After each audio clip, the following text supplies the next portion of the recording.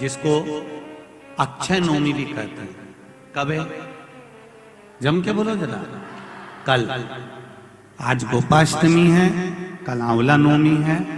और आप सबसे निवेदन करूंगा कि आंवला नवमी के दिन शाम के समय पर आंवले के वृक्ष के नीचे घी का दिया लगाकर कनक धारा स्तोत्र का पाठ अवश्य करें। नहीं आता हो तो मोबाइल पे उसको सुने, पर एक बार आंवला नवमी के दिन आंवले के वृक्ष के नीचे कनक धारा स्तोत्र का पाठ चाहे संस्कृत में चाहे हिंदी में करना चाहिए। उससे साल भर लक्ष्मी की कमी नहीं आती और आनंद का अनुभव करो। एक कितना सुंदर संवाद यहां पर लिखा हुआ है। देव उठनी एकादशी के दिन भगवान उठेंगे और देव उठनी एकादशी के दिन भगवान उठकर अपना कार्यभार भगवान शंकर जी से लेंगे। उससे पहले ऐसा नहीं है कि केवल देव उठनी एकादशी पर भगवान उठेंगे।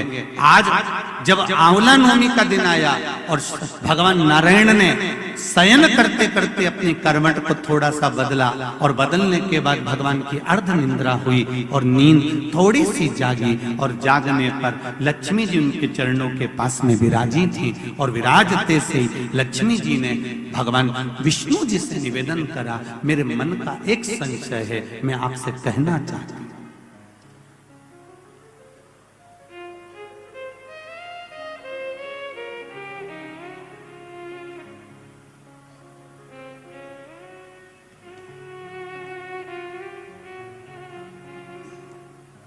ये हमारे मन का भाव है कि हम भगवान को देव सोनी एकादशी पर सुलाते हैं और देव उठनी पर उठाते हैं।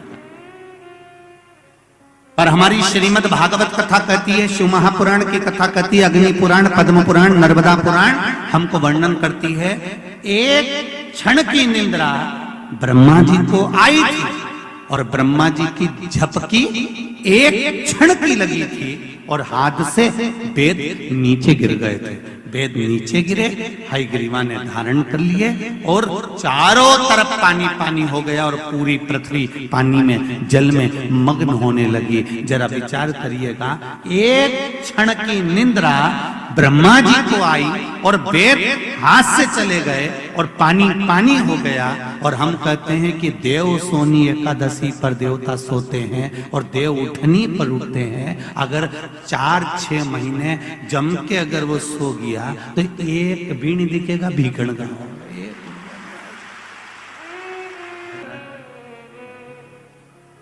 ये सोने की तो भगवान की लीला है।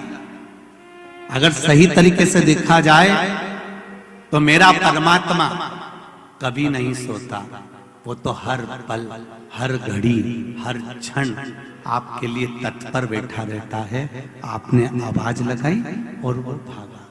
देव सोनी एकादशी पर भगवान सोए और देव उठनी एकादशी पर भगवान उठ रहे हैं। उससे पहले जो आंवला नवमी आई, इसको अक्षय नवमी कहा जाता है, इसको आनंद की नवमी कहा जाता है, भंडार भरने वाली नवमी कहा जाता है। उस दिन दिया गया, भरा गया, पुण्य समाप्त नहीं होता, इसलिए इसको अक्षय नवमी भी कहा जाता है। तो लक्ष्मी जी के मन में भाव उत्पन्न हो गया। लक्ष्मी जी ने कहा, प्रभु मेरे को पूछना है आपसे कुछ, मेरे मन का संशय मिटा दीजिए। तो भगवान ने पूछा, वो संशय कौन सा?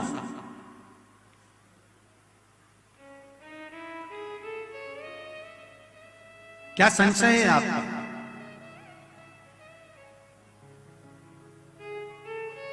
मेरा संशय केवल इतना सा है, क्या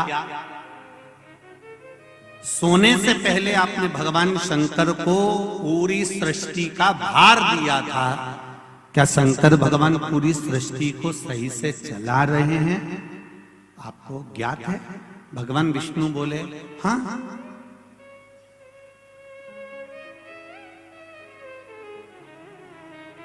चला रहे। संशय मिटा दो। भगवान ने कहा, कौन सा संशय? मुझे थोड़ी सी परीक्षा। अभी तक नारायण भगवान करवट लिए थे, आज नारायण भगवान सीधे होकर पूछ रहे हैं, परीक्षा आपको लेना है? हाँ, लक्ष्मी विचार कर लेना। लक्ष्मी तुम्हारे मन में क्या शंकर भगवान के प्रति भेद उत्पन्न हो रहा है? शिव जी के प्रति भेद उत्पन्न हो रहा है? मेरा एक निवेदन पूर्ण श्रोता भाइयों से निवेदन है, शंकर भगवान पर कभी भेद उत्पन्न मत करना। क्या शिव जी को जल चढ़ाने से ऐसा होता है? क्या बेलपत्री खाने से ऐसा होता है? पहले चढ़ाकर देखो, खाकर देखो, लाभ हो तब विचार करिए कि हाँ होता है। को हम अपने जीवन में उतारें कि आंवला नवमी के दिन आंवले के वृक्ष के नीचे कुछ खाने का नियम क्यों है? बोलो, यहाँ से पहले लोग आंवला के पेड़ के नीचे पिकनिक मनाने जाते थे कि नहीं जाते थे? आंवले के वृक्ष के नीचे बैठते कि नहीं बैठते? क्यों? कोई तुमसे पूछे, कल के बच्चे तुमसे प्रश्न कर लेंगे, मम्मी ये आंवले के वृक्ष के नीचे क्यों पूजन करती हो? आंवले के पेड़ के नीचे क्यों जाती हो? आंवले के वृक्ष के नीचे पिकनिक मनाने क्यों जाना चाहिए? आंवले के वृक्ष के नीचे कुछ क्यों खाना चाहिए? आंवले के नीचे बैठकर दीप क्यों जलाना चाहिए? आज के बच्चे, जो विज्ञान का युग है, इस विज्ञान के युग के बच्चों को विज्ञान के साथ जोड़कर बताना पड़ेगा आपको कि आंवले के वृक्ष की महत्वता क्या है।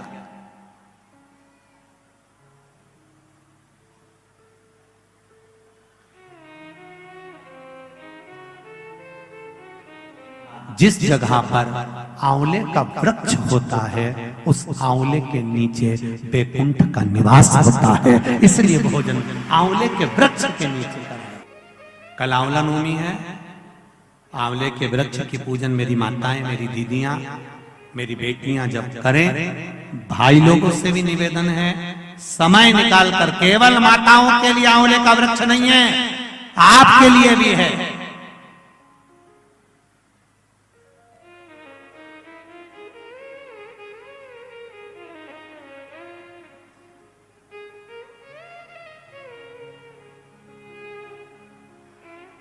और मेरी माताओं से एक निवेदन, आंवले के वृक्ष के नीचे पूजन करने जाओ, रे पत्ती भी अगर पड़ी हुई है तो उसको भी थोड़ा सा उठा कर लिया ना।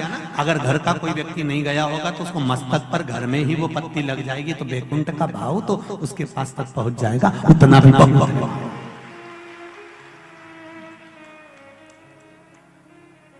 हमने मारवाड़ में देखा है कि आंवले के वृक्ष की पूजन करते समय माताएं आंवले की छाल का भी स्मरण करती है। अपनी चीटी उंगली अंगुष्ठ से मारवाड़ी माताएं उसको भी अपने पल्लू में लेकर आती है, दीप प्रज्वलन करती है, उसको अलमारी में लाल वस्त्र के अंतर्गत तिजोरी में रखती। क्यों? क्योंकि वो बैकुंठ का एक हिस्सा, बैकुंठ का एक भाव। ब्रह्मदेव करें आंवले के वृक्ष के नीचे शंकर भगवान भोजन कर लें तो बैकुंठ के भोजन का फल मिलता है। बैकुंठ के भोजन का फल, हाँ, लक्ष्मी जी ने उसी समय पर आंवले के वृक्ष के नीचे भोजन की व्यवस्था करी। शंकर भगवान भोजन करने के लिए बैठे, जैसे ही माता लक्ष्मी ने भोजन लगाया है, शंकर भगवान ने एक ग्रास भोजन को लिया, पाया और उठकर शंकर भगवान चले गए। थोड़ी देर बाद वापिस लौट कर आ गए, बैठ गए।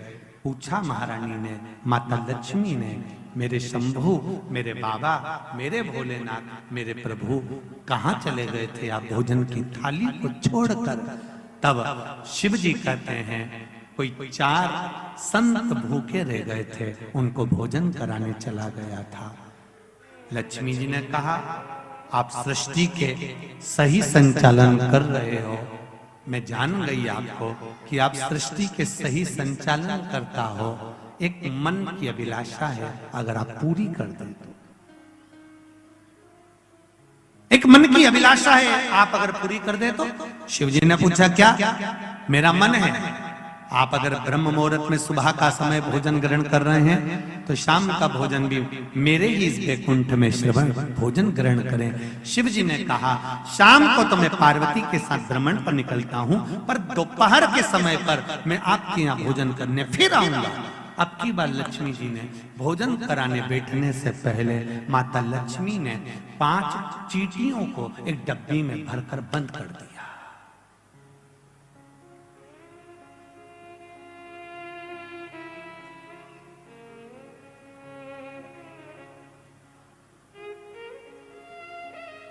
पांच चींटियों को माता लक्ष्मी जी ने डब्बी में बंद कर दिया। भर कर बंद करा। शिव जी भोजन करने बैठे, बड़े प्रेम से भोजन पा रहे भोलेनाथ, और आवाज लगाया भोलेनाथ जी ने, अरे लक्ष्मी, तुम्हारी माता ख्याति देवी मुझको ऐसे भोजन कराती थी। तुम्हारी माता ख्याति देवी भी मुझे ऐसे ही भोजन कराती थी और मैं प्रेम से पाता था। आज लक्ष्मी, आपके हाथ का भोजन कर कर मुझे ऐसा लग रहा है कि मेरी माता, आपकी माता ख्याति देवी ही मुझे भोजन करा रही है। आपको माता के रूप में आज मैंने देखा है। जैसे ख्याति देवी को देखा वैसे आपको देखा। तब भोजन पेट भरकर शिव जी ने जब किया, आचमन करा, लक्ष्मी जी ने कहा, भगवान नारायण ने आपको पूरी सृष्टि का भार तत्व दिया है कि पूरी सृष्टि का बोझ, पूरी सृष्टि का संचालन आपको करना है। पर मेरे मन का संशय यहीं धरा की धरा रह गया। आप पेट भरकर भोजन कर लिए और 5 चींटी भूखी रह गई।